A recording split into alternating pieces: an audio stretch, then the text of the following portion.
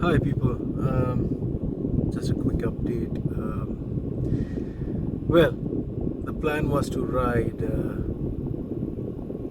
actually it's a drive to Jebel Jais, but however, change of plans, thought we'll hit Khorfakkan.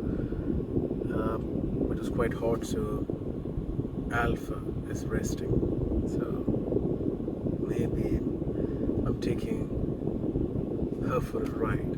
I haven't named her yet. The red hot lady.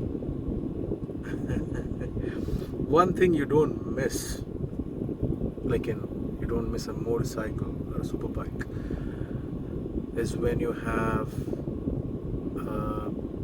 a car, which is basically going to be an 8-cylinder fast toy. The only thing which you miss is that you wouldn't be able to do wheelies on it. But other than that, it gives you the same kind of an adrenaline rush. So yeah, happy driving. Thank you.